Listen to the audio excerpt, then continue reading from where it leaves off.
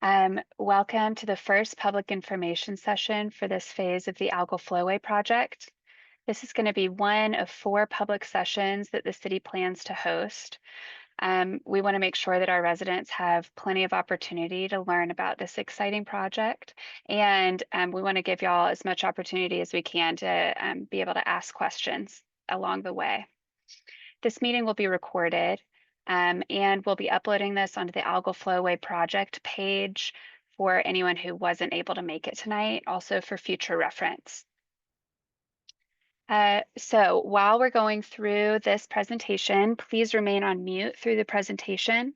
We're going to have a Q&A session at the end of the meeting where we would love to hear from you. First, I'd like to highlight that we have this entire presentation translated into Spanish on the Algal Floway webpage.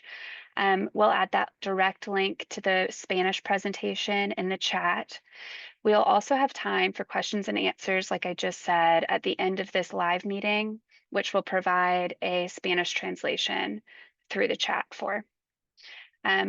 Also, a Spanish transcription of the entire Q&A will be available online within the next few weeks.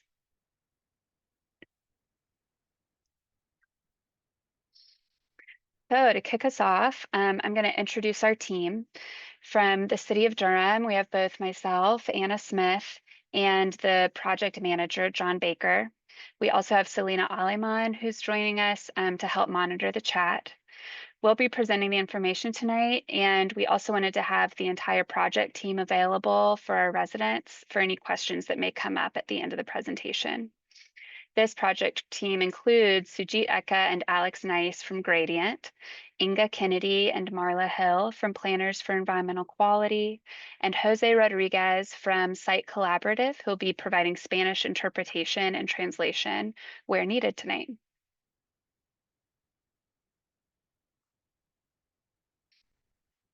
So we'll be talking about Durham Stormwater's site identification and evaluation phase of the Algal Floway project. We'll kick off by talking about algal flowways in general. What are they? What do they look like and how do they work? Then we'll discuss the benefits to the city of building an algal flowway, why we think this is going to be a great idea. We're currently starting a new phase of the Algal Floway project, and we'll talk through everything we've accomplished and learned to date. Then we'll talk through the next steps and how to keep up to date with what's going on with this project.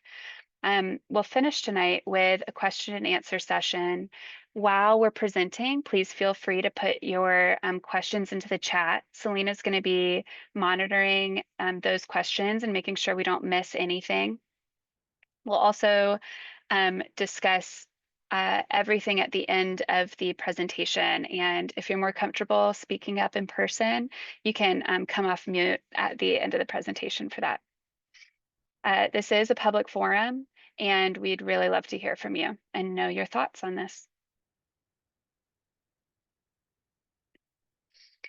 So to start off, let's talk about what an algal flowway is. An algal flowway is a pollution control measure that pumps water over a bed of algae to remove nutrients before the water is returned to its water body. These are specifically designed to reduce nutrient pollution in the water. You can see from these photos that they're most often large rectangular structures constructed near water sources. The flowway takes up water from a water body, allows it to flow over a bed of algae, and then returns it back with less nutrient pollution after the algae have removed all that extra nitrogen and phosphorus.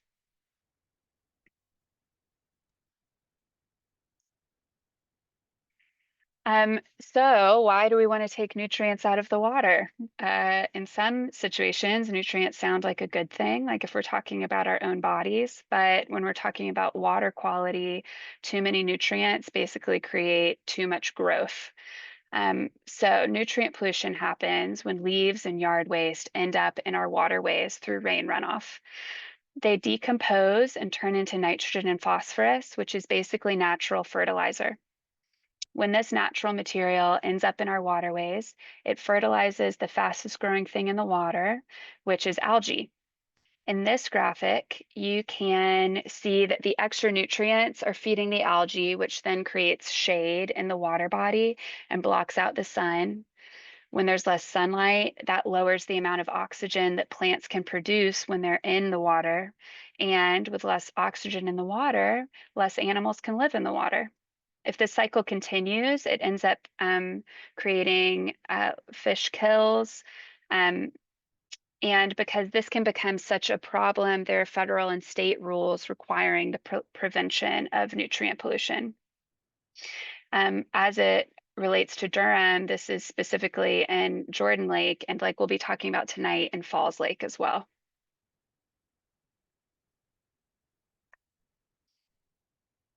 So when water has extra nutrients, like we just said, the fastest growing thing is going to grow, and that's algae. An algal floway uses this natural algal growth to remove the nutrients without causing the negative impacts of an algal bloom, like we saw in the last slide. The cleaner water is returned to the waterway with less nutrients, and the algae is collected and removed every 7 to 14 days. So in this slide, you can see basically what an algal floway is doing is taking the natural growth of algae that would happen inside the water body itself, removing it inside, containing it inside the flowway system, and then using that algae consuming um, growth to clean the water before it gets pumped back out into the water body. So the reason that you harvest the algae every 7 to 14 days in this process is because that helps sustain the continuous removal of nutrients. That means that the algae that's being harvested can be converted into compost, which is something that we'll talk a little bit more about later. Now I'm going to pass it over to John. He can talk about his experience visiting an algal flowway in Florida. Thank you, Anna. I had the opportunity to visit 2 algal flowways in Indian River County near Vero Beach, Florida, and it was great to see a full-size algal flowway in person. The photos you see here are of the Osprey Marsh algal flowway, and at both of the flowways, I did not smell any strong or foul odors or hear much noise on the site. I talked to the Indian River County Stormwater Division staff that manage one of the algal flowways, and they said that the piles of algae tend to smell like decomposing organic material. The stormwater staff said that the odor from the compost piles does not travel off-site, and they do not have any complaints from neighbors. The only pests that they tend to see are flies around the compost piles, as you would expect. Most mosquitoes are not an issue, though, because the water is constantly flowing. And trucks do visit algal flowways to pick up and transport the piles of algae or composted algae. And other equipment, such as tractors, are used to remove the algae from the flowway and then load the composted algae into the trucks. So there is some equipment noise every few weeks when that work is performed. Another thing we will be considering in the design of the algal flowway is how to reduce the noise of pumps that deliver the water to the flowway. The pumps that I observed at one of the flowways in Florida were submersed underwater and were very quiet.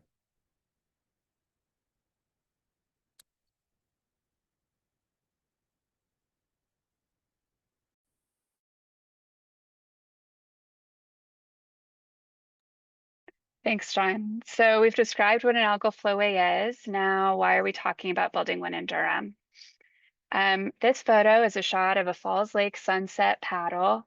Some of you might have gone out onto Falls Lake to recreate in one way or another, because Falls Lake is used for recreation, like boating and fishing, as well as a drinking water source for the city of Raleigh. Because it's an important resource, the city of Durham is required to comply with state water quality regulations and rules to protect Falls Lake. These rules include a certain amount of investment in pollution control measures, which usually look like small pollution control measures like a stormwater wet pond or bioretention cells. An algal flowway is a pollution control measure with a high impact on water quality for relatively less investment than multiple smaller projects. Like John said, these have been constructed in other cities, and as we'll talk about soon, our own pilot study showed that the technology will work well in Durham. At its core, an algal flowway is an innovative way to reduce pollution in our waterways. With more people moving to Durham and more intense rain patterns, stormwater pollution is an increasingly complicated problem. This project is one way that the city is planning to protect our local water bodies.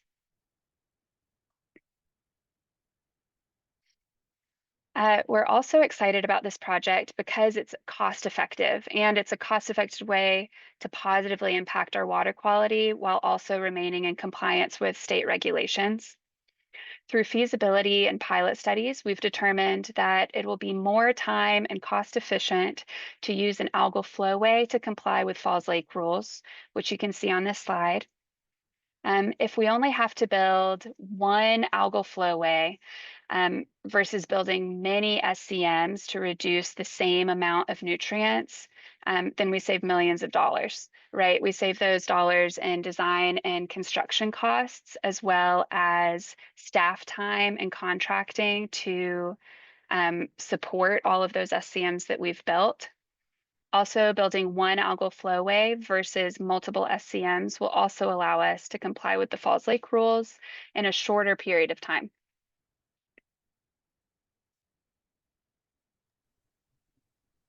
Okay, now I'll talk about some of the added benefits that an algal flowway can provide.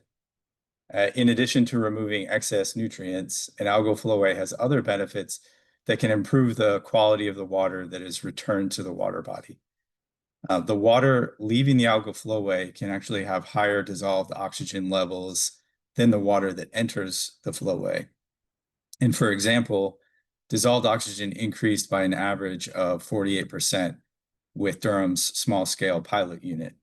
And even at night, when dissolved oxygen levels were lower, the cleaner water leaving the flowway was higher in dissolved oxygen due to the shallow flow and the turbulence of the water going over the flowway. And this can help support aquatic life in the water bodies downstream of the flowway.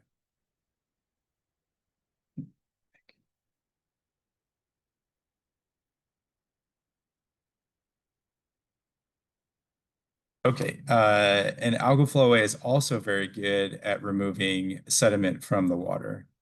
There were a lot of fine suspended particles in Falls Lake that got trapped in the algae or by the algae on the pilot unit, which reduced suspended sediment on average by 54%. And reducing sediment can improve water clarity and also help support aquatic life downstream of the flowway.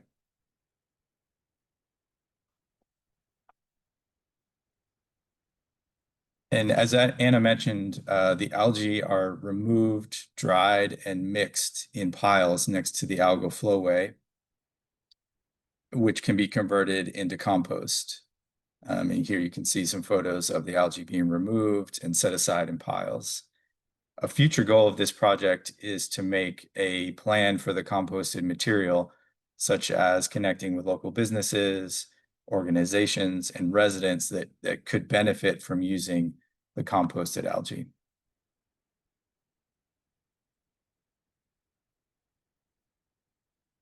And an algal flowway also provides opportunities for public education.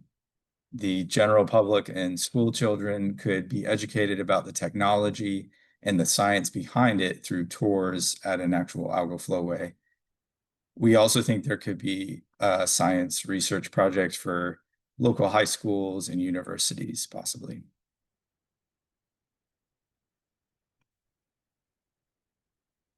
Now that I've talked about what an algal flowway is and why we're excited about the possibility of building a flowway in Durham, next we'll talk through the progress of this project up to this point.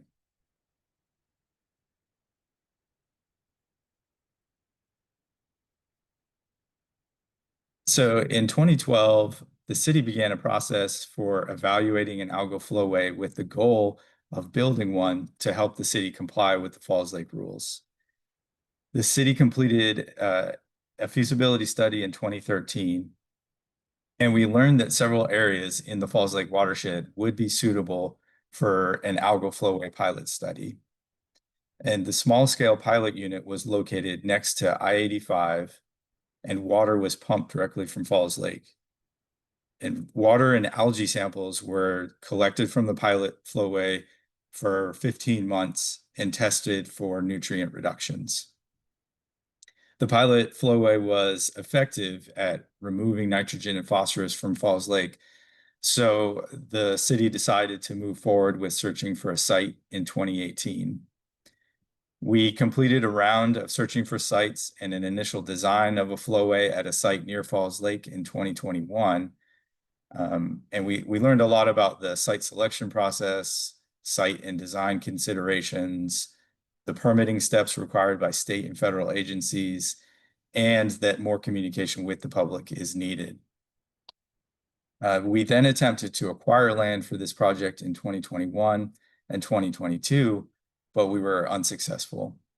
And now we are in our second round of searching for and evaluating sites to hopefully find a suitable site. If the city can find a suitable site and acquire it, then we will move to the design, permitting, and construction phases. So the timeline for the next few phases depends on what we find in this site search.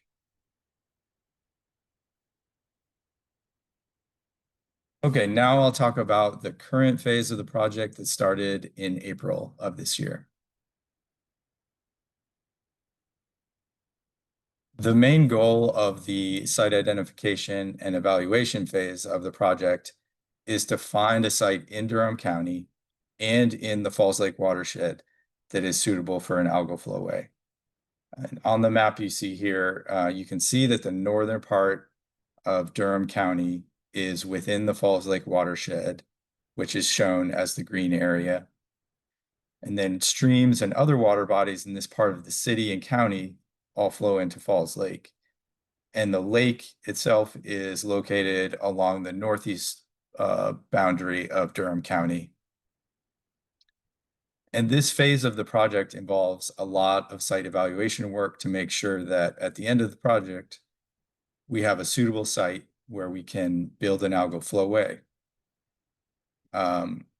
After the site identification and evaluation phase is completed, the city will then decide whether to fund the design and construction of an algal flowway.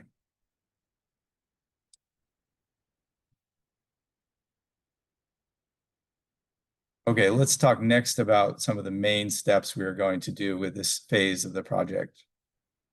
So we are going to communicate with the public at important steps in the project to give updates and receive feedback. We will also communicate with landowners and neighbors where we are interested in looking at sites in more detail. We will search for and identify sites by looking at several criteria, such as, is the site near a water body like a stream or a lake? Are there enough nutrients in the water to grow algae on the flowway and make an impact? Are there enough, how much land is available and what size flowway could be built on the site? And also, is the site outside the floodplain and are there other environmental factors to consider? And then once the site is selected, we will do more detailed environmental and engineering and evaluation, answering questions such as, are there streams and wetlands that need to be protected? Are there any plants and animals found on the site that need to be protected? Where will the algal flowway be located on the site? And what will the site design look like? Then we will estimate the amount of nutrients the flowway will remove and how much it may cost to build a flowway on the site. and we'll estimate a schedule that includes the steps for designing a flowway, the approvals needed from state and federal agencies, and the steps to construct the flowway. And finally, we will summarize the results of the project tasks in a final report that will be available to the public.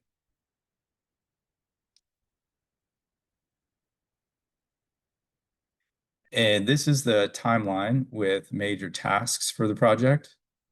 The project started in April, as I mentioned, and is expected to take about 2 years to complete.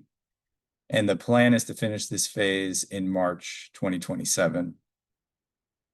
The site search and identification process will take about a year. We will have public communication through most of the life of this phase of the project, through our website and social media accounts. And there will be public meetings at different points in the project to update the public, as I mentioned.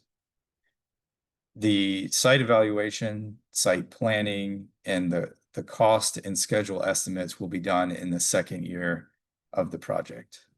And the final report for this phase should be available after March 2027.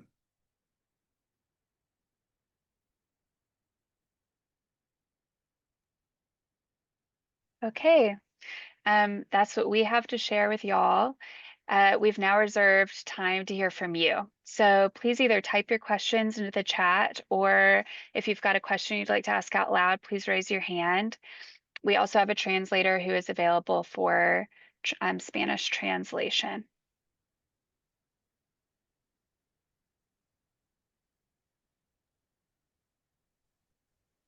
All right, so we have our first question from Tammy, and Tammy wants to know, what was the nitrogen and phosphorus reduced during the pilot study? Great, thank you, Selena. I'm wondering if, Tammy, you're asking like what amount was reduced. So the pilot study reduction, it was an average of 0.13 milligrams per liter. And so it was a 12% reduction annually. And then the phosphorus reduction was it was an average of 0.018 milligrams per liter annually, a 32% reduction.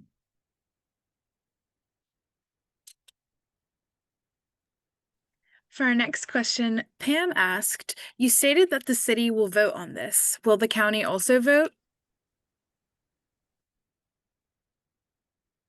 So this is a city funded project. And so the next phase of the project would go before city council. So it will not be voted by the county. Mark asked, what is or are the genus/species of the algae in the scrubber? All right, Mark, that's a really good question. And put some notes there.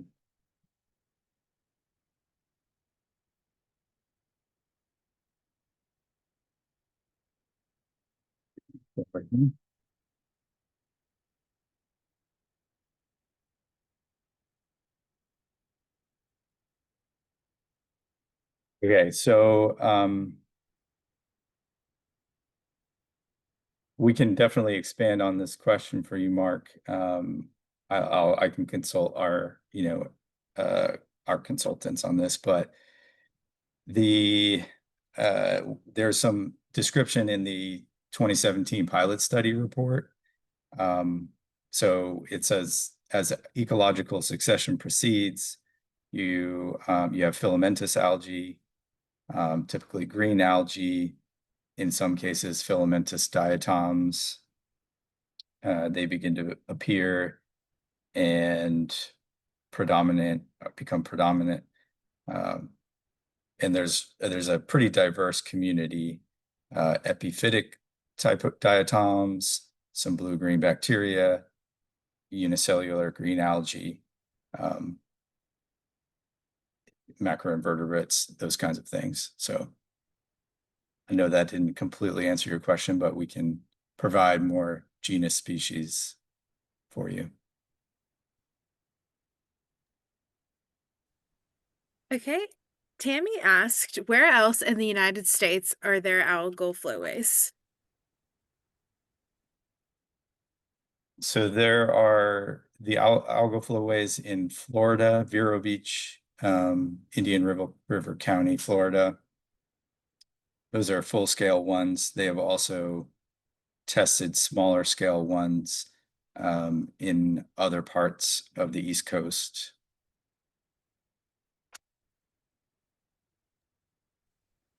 Pamela asked, currently County Commissioner Wendy Jacobs is the head of the UNRBA. Shouldn't the county also be involved?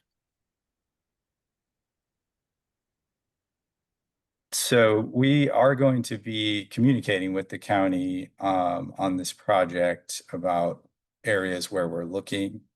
And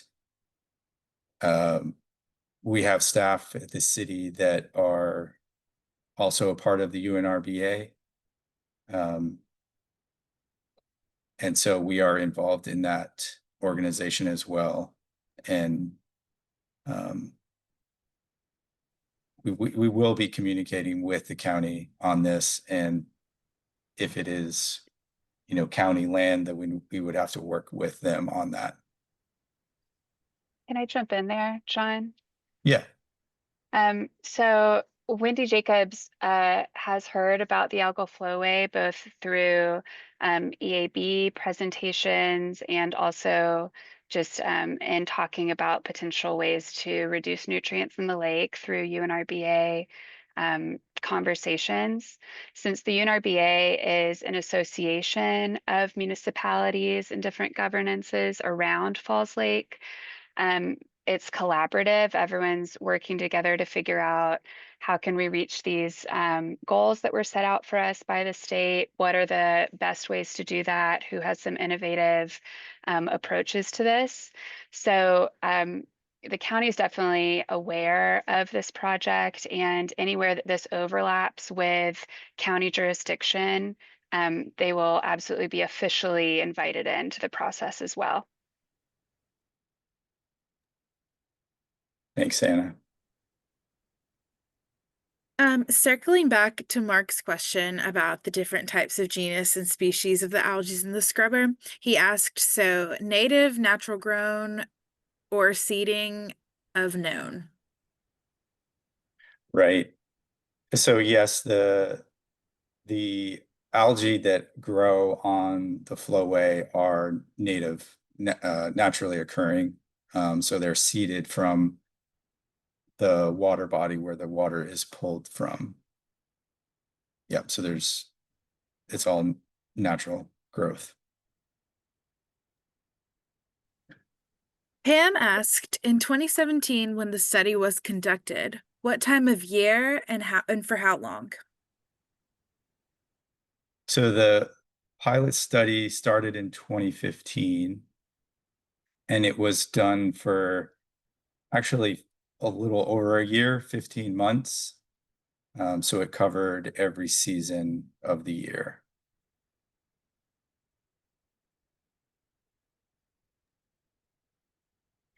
Pamela asked, in a current city council meeting, I asked if the last study would be used to help locate a site so those funds were not a total waste.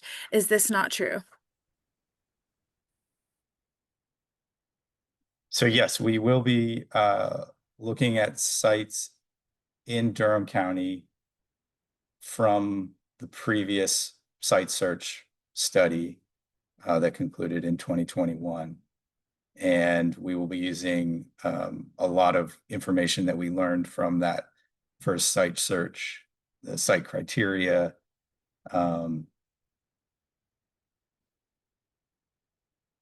So yes, we will be using that study to inform this current search.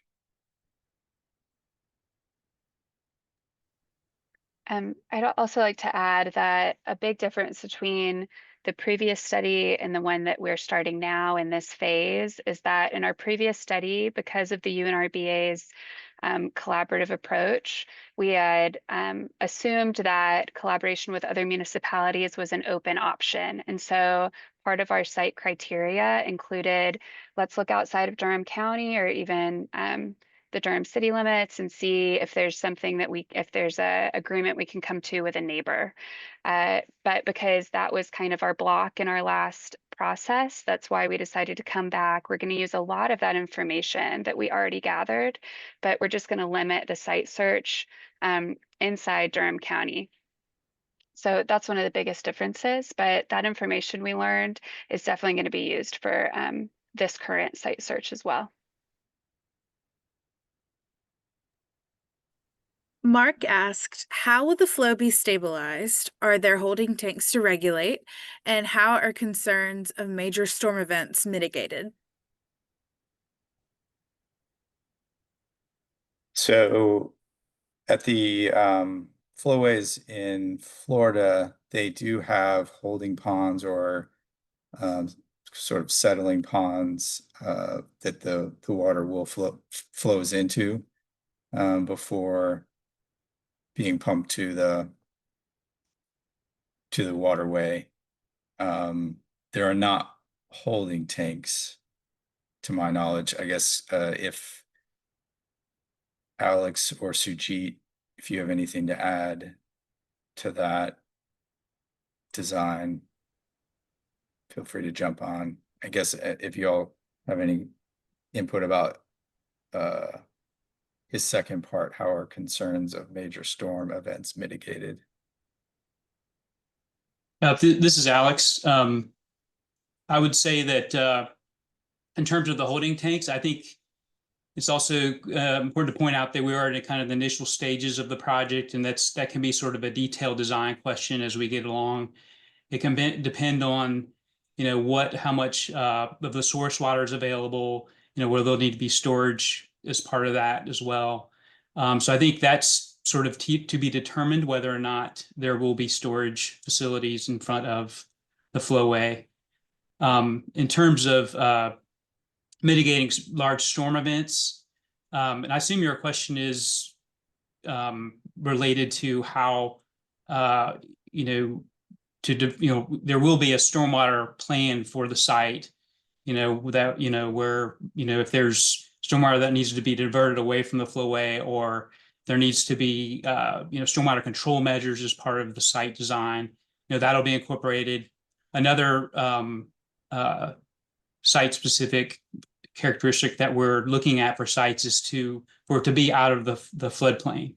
So, that way it won't be, flooded. Thanks, Alex. Tammy asked, you referenced that Algal Floway is better than multiple SCMs. Can you describe an SCM? Sure. So SCM stands for Stormwater Control Measure, and it encompasses a lot of different types.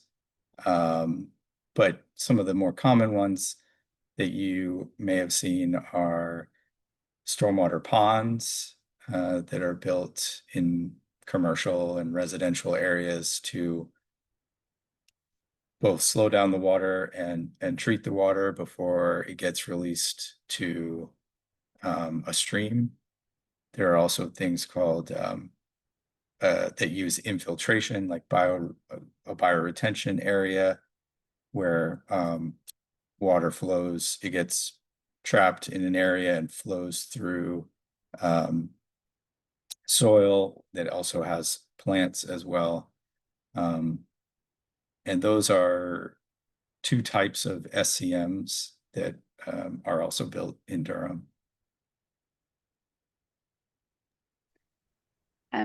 So one of the puzzles with these state regulations is that as of right now, we still need to mitigate the amount of nitrogen and phosphorus flowing off of City of Durham property, or sorry, off of the City of Durham limits, right? And so that means that we have to go back to areas that have already been developed and rebuild in some stormwater control measures to help mitigate a little bit of that rain runoff that's already been created because we've already built there.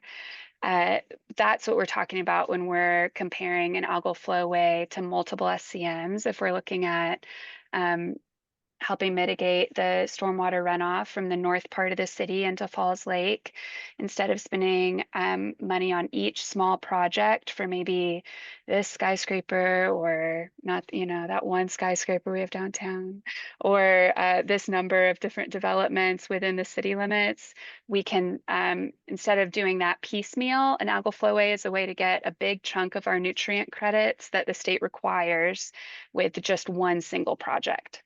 So we do believe in SCMs. We think that they are great. It's one of the big things that we do at Durham Stormwater.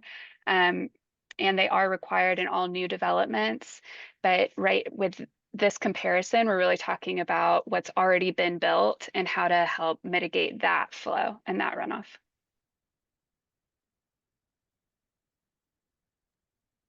Mark asked, was the pilot project algae also tested for other stormwater contaminants such as heavy metals? Yeah, yes, there were metals analysis done, and we can share that with you. It is, I believe it should be in the pilot study report as well. Fortunately, I don't have those numbers in front of me right now, but yes, they did test for certain metals. Tammy asked, how much will the algal flowway cost to build? So that's a good question. It will depend on the site that we find and the size of the flowway that we build. For as an example, with the previous site search, the previous study, the site we were looking at, we estimated it might cost around $8 million. So just to give you an idea. But it's really going to depend on if we build a flowway that can treat 3 million gallons of water per day or 10 million gallons per water. The size of the flowway will determine the cost. And so in this project, the consultant will be estimating a cost to build at the proposed site, wherever it may be.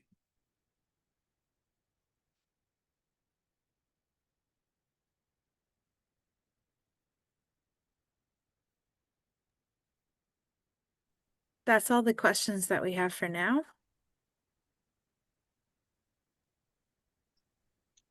Okay, if you have any last minute questions, feel free to put them in the chat or come off mute. Mark, that algal flowway pilot both the executive summary and the report are available on the project webpage. That's at DurhamNC.Gov/4678. So we are really grateful for y'all's time tonight. We really appreciate it. Oh wait, I see that Pamela might have just. Yes, we have a question from Pamela. Great. She says Falls is Raleigh's drinking water. To disturb their water supply is concerning. How many gallons would be lost due to evaporation or runoff?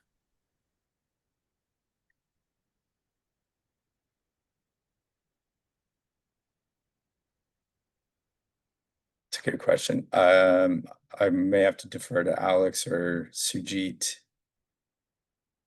If you have any, we can also follow up on evaporation rates. I will say that the water does not spend very much time on the flowway for the pilot study, it was about 12 minutes. And so it is, it is going to be continually returned to the same water body, slightly downstream of where the water is being taken out.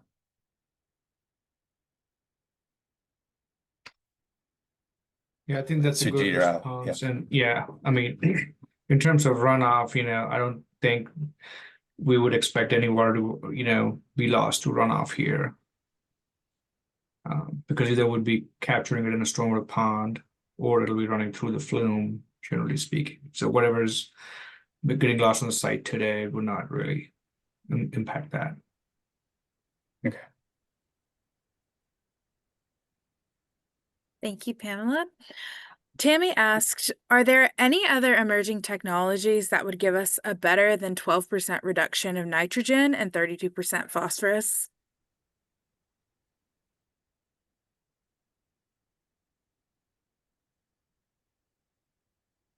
That we have not tested all the other technologies that are out there. As Anna mentioned, the amount of nitrogen that is removed in a year potentially from an algal flowway would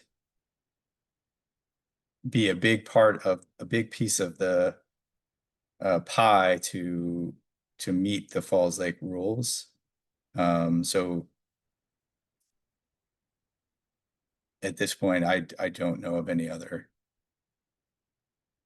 emerging technologies that would give us better reductions than the algal flowway this time.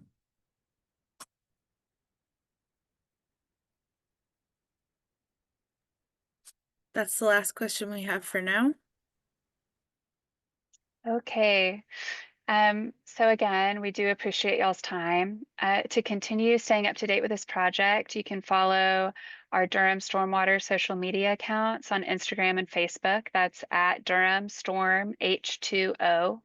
You can also visit the project webpage. That link is in the chat. And look out for announcements of our next public information sessions. We plan to hold 3 more sessions throughout this site identification phase of the project.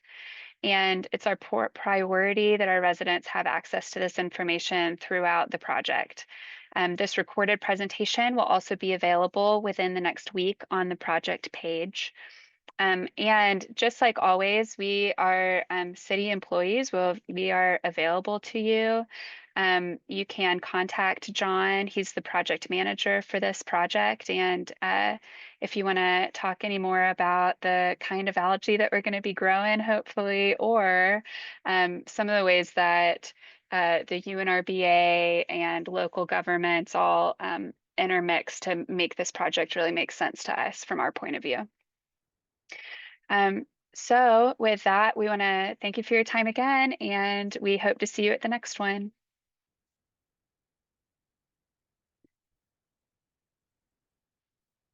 Oh, it actually looks like Wanda has a question. Yes. We've got a little bit more time, so let's keep going. Okay. Yes. Wanda asked us if the location has been selected for the project.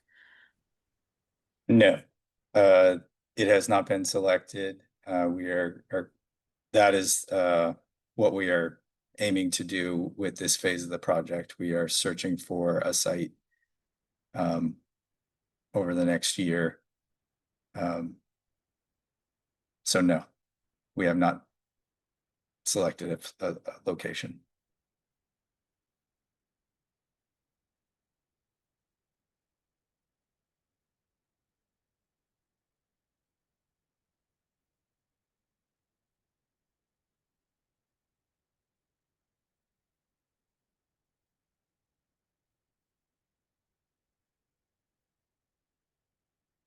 A follow-up question from Wanda is, what happened to the sites that were identified in the past?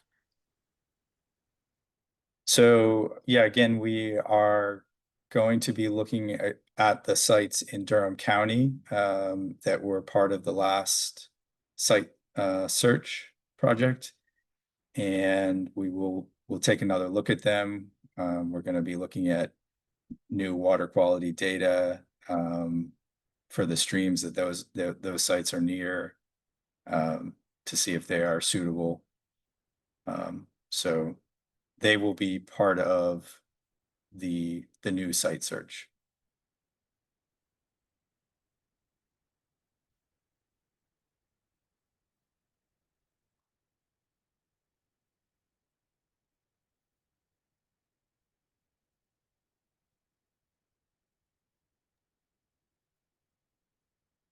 And again, all of these reports from the past phases of this work that we've done on the algal flowway, those are all available on our project webpage, which we've got up in this chat. If you look through that and you start thinking to yourself, I don't want to read through this whole thing and I've got a quick question, you can just send a question over to John at his email. We should probably put John's email in the chat instead of Yeah. here. I've got Want me that. to do that?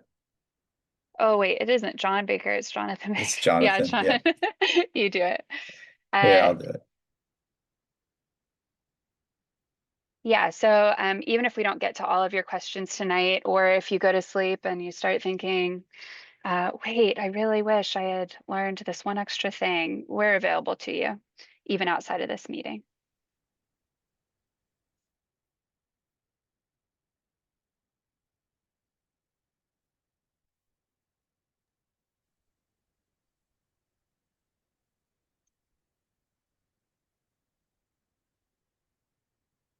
Got one more question coming in from Tina.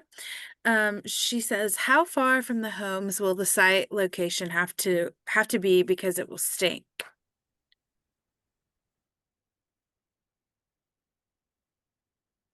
So again, when I visited one of these, I did not smell a lot of odor.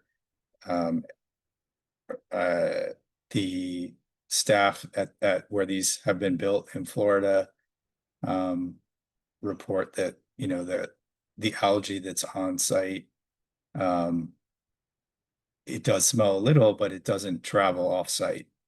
Another thing we'll be looking at is, having it set back from a road, looking at, trees around it as well for screening. So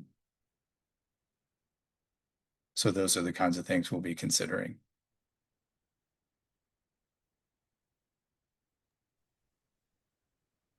I do see that Wanda had a question that got sandwiched a little bit, or Wanda says, so the city of Durham has acknowledged that Falls Lake is being destroyed by mass grading. And actually, Falls Lake is currently meeting its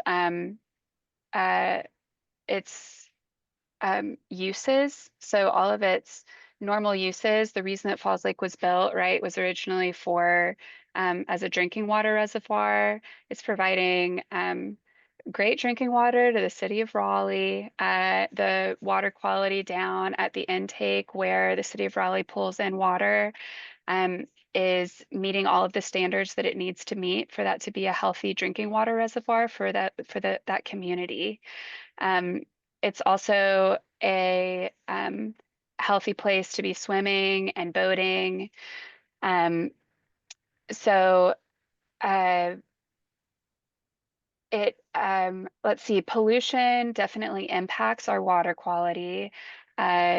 Human beings definitely add an extra load to the water. And that is one of the reasons that the state has these regulations in place about Falls Lake.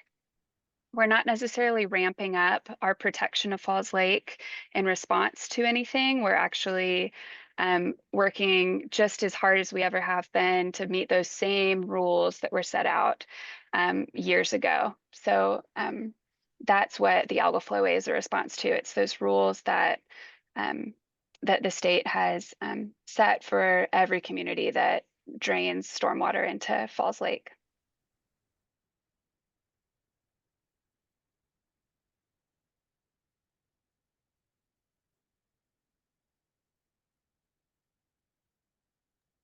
We have another question from Tina.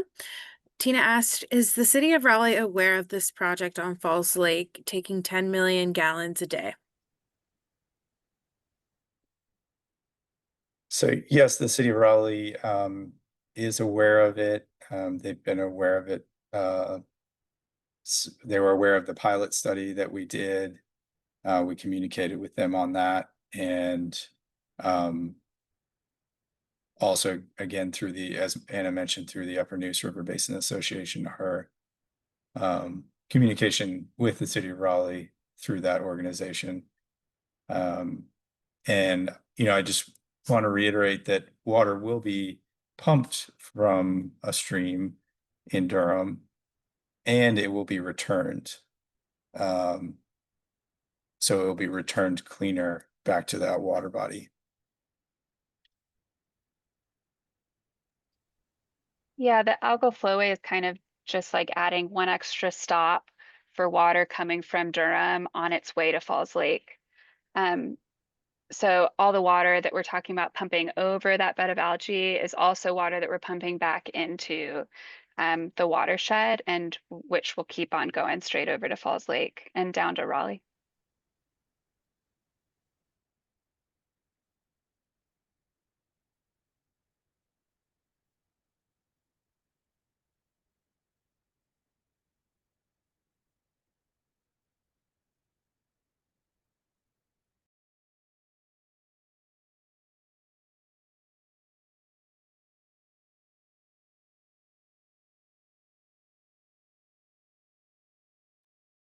All right, there are no other questions at this time. I'm just double checking to make sure I didn't skim over anybody's.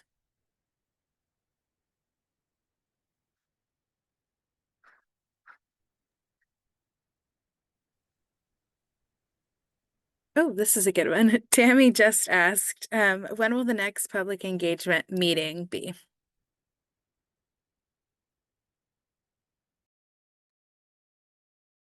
Good question. Looking at our schedule here.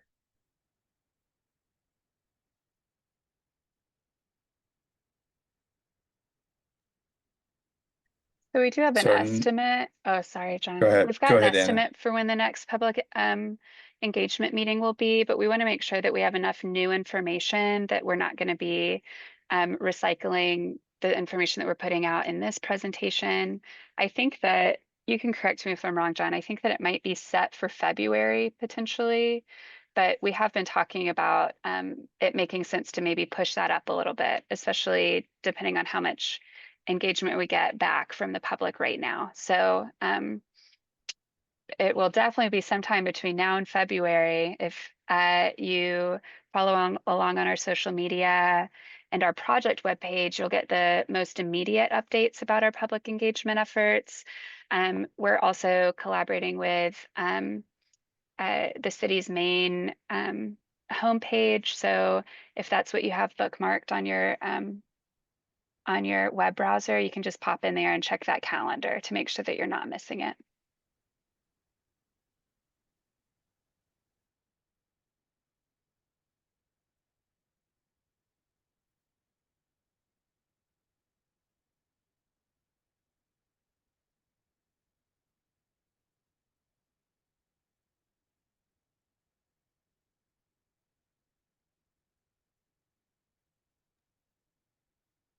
Okay, looks like that is the last question we had so far. Oh, one more from Wanda. Wanda asked, is stormwater runoff fees funding this project? Yeah, yes, it is. They are.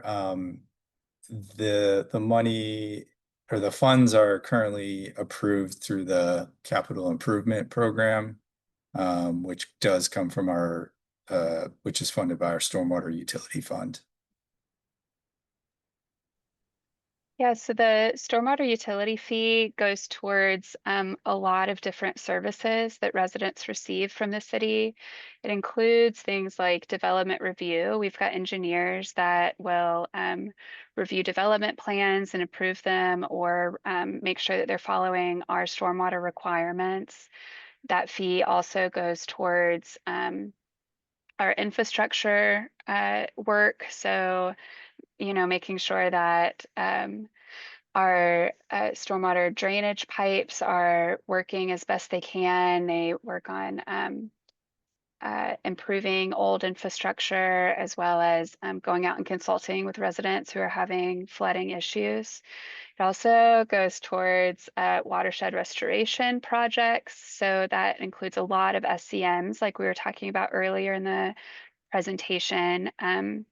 This is all also online. Actually, Selena, if you could find the link for our homepage for stormwater, you can kind of dig into everything that your stormwater fee goes towards.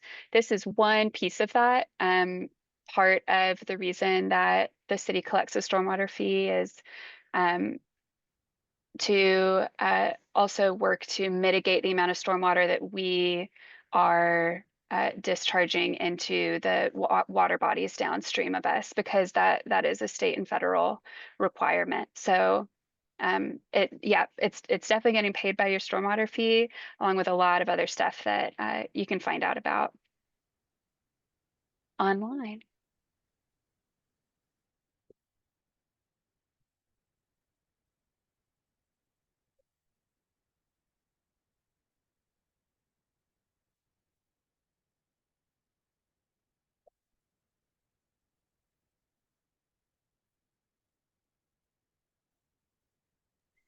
Okay, Pamela asked, wasn't there 2.5 million in the CIP approved last week?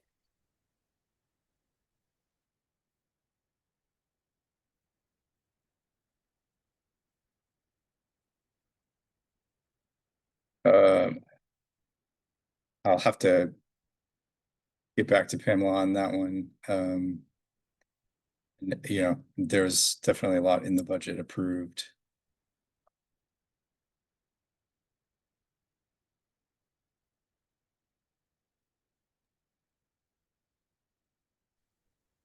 Yeah, so Pamela, if you want to send an email over to John, specifying that question, we can do a little bit of digging into those numbers and pick out exactly what you're talking about.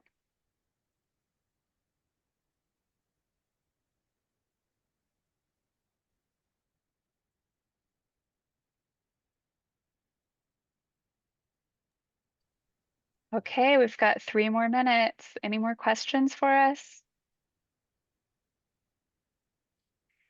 If not, I'm just going to reiterate, we are really appreciative of y'all's time. Just like, okay, yeah, it looks like we do. Yes, Tina said, I'm concerned that this is another techno fix that won't be useful, like the solar bees fiasco in Jordan Lake. How come there aren't more of these? In my understanding, there are only 2 of these devices in Florida.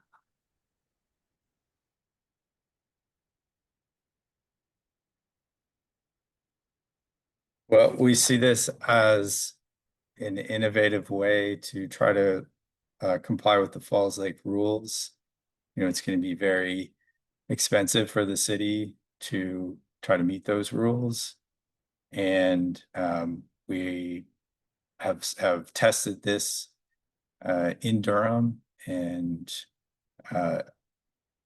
are confident in those results. And so, we believe this is one option for us to get closer to meeting the Falls Lake rules.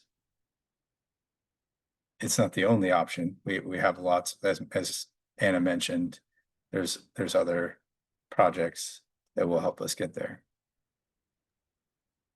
Yeah, it's understandable that the solar bees are coming to mind when we're talking about something that's a technology that's new, specifically about nutrient pollution.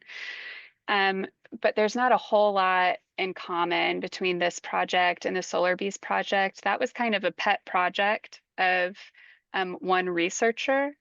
This algal floway technology is something that cities have invested in, like you said, down in Florida. So we've seen that working for a long time. Also, one of the reasons this idea is coming out of Durham is because our residents really care about our natural environment, right? We get that feedback a lot from our residents. It's yeah, it's one of our community's highest priorities, and because of that, Durham has a strong stormwater program. So we had the capacity to look outside um, the the answers that people are always coming up with, like let's add one more retention pond or one more bioretention cell. Our program had a little bit more capacity to look outside the box and research this and do this pilot study and see that this really is going to be one of the ways to reach that priority, which is, a healthy, natural environment.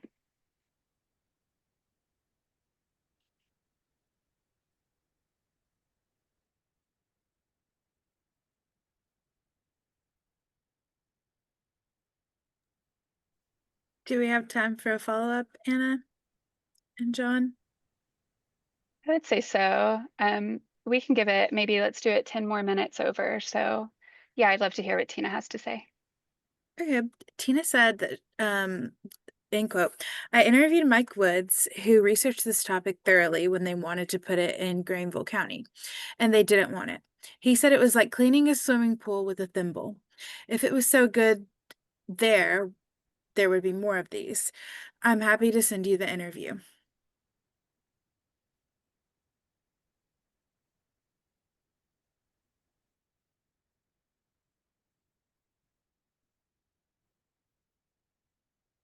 Um,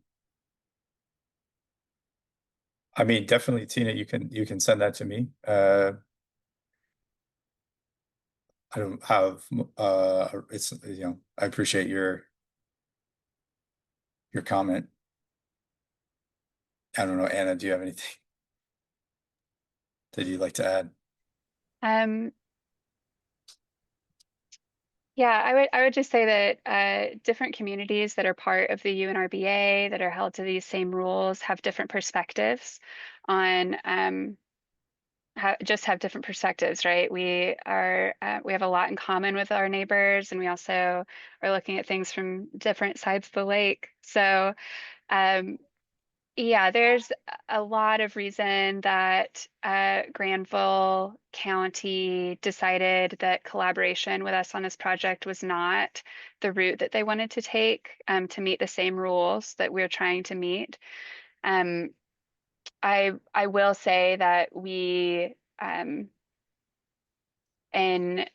in our past review of this project, right? Some of our past studies, we're doing cost analysis between this kind of technology and regular SCMs. That information is all available on that project page. And uh, I mean, basically, taking nutrients out of a lake is kind of an uphill battle, right?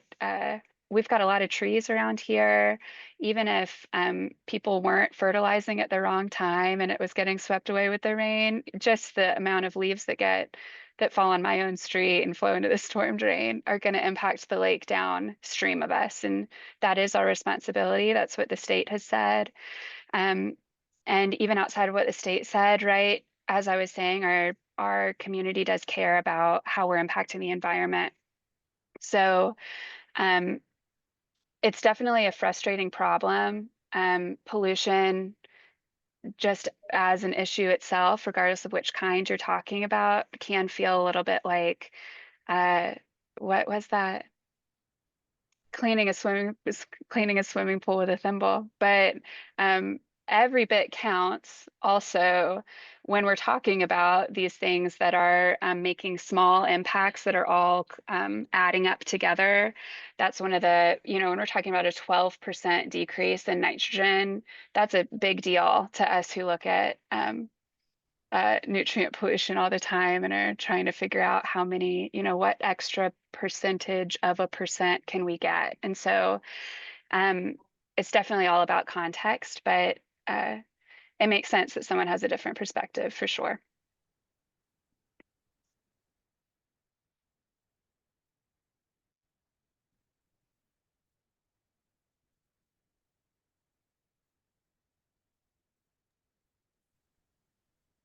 Okay. Another question is, are you planning to invite the citizens to go with you to Florida so the citizens buy in?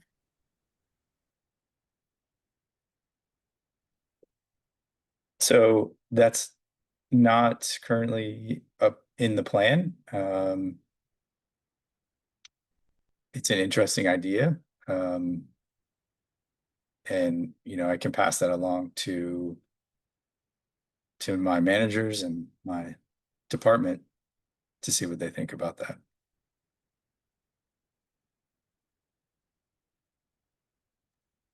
And also, John and Anna, Tina added the link to the video for both of you. Thank you. I will get that written down for you guys. Thanks for sharing that, Tina.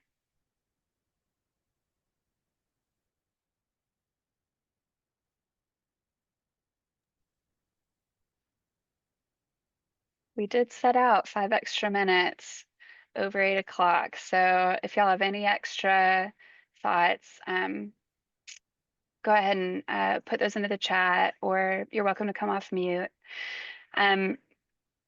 This is a project with a really long history. We know we've been working on this for a long time. At every stage that you saw in this presentation on that slide, at the end of it, we've determined that it's still going to make a really big impact relative to what we have available to us. And it is something that we're still really excited about. Oh, great. It looks like maybe Tina is getting some more in under 10 minutes. Tina added, just hoping that stormwater fees are used appropriately. Low impact development was recommended years ago to address environmental impact, which would have been more proactive with environmental impacts.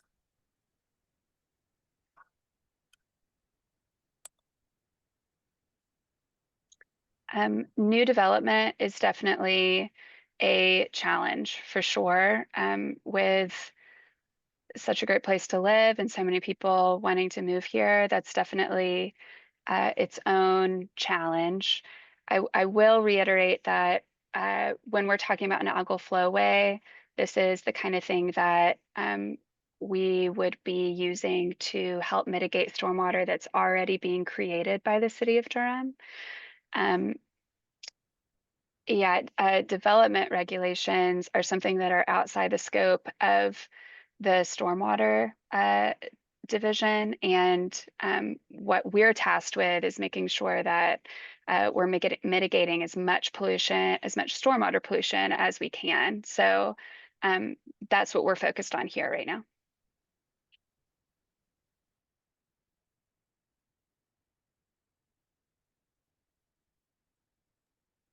Right, just a couple more minutes, 2 more minutes until we end. If there's any last minute questions. Yeah, we really do appreciate y'all's perspectives and your input. Like I was saying, at each phase that we've come to, we've recognized that this is still going to be something that's going to positively impact our environment, which is one of our pillars, right? It's also a great use of stormwater fees because it's one of our biggest responsibilities to maintain compliance with state regulations. And it's a big puzzle, just like Mike Wood mentioned, it's a big puzzle. So we are really excited about this. Innovative can be bizarre, like solar bees. It can also mean something that is just thinking a little bit outside the box that's going to make a big impact. And through our pilot study, we're not rushing into this by any means. We are excited to to see what this current phase of the Algal Floway project will bring for us and for Durham. And just a comment added by Suji, just to add to Anna's response, the soils in Durham are also very clayey, which means hard to infiltrate and treat stormwater runoff. Hence, the LID practices that are feasible in other areas are more challenging to implement in Durham. Yeah, if you're a gardener here, you know what Sujit's talking about. We've got really specific soil. It's really, really fine. Even some of our neighbors around the lake have soil that's easier to filter out than we do, specifically. So that's great. Thanks for that, Sujit. And that's it. And that's time. So just to reiterate one more time, we still want to hear from you. You have access to our emails, to John's email specifically on that project webpage. You can also access us through social media. And we're going to do our best to advertise our next public meeting in similar ways that we did with this one. So spread the word when you see the next one, and we look forward to seeing you and hearing from you soon. We hope y'all all have a nice, relaxing Tuesday evening. Thank you very much. Thank you. Have a good evening.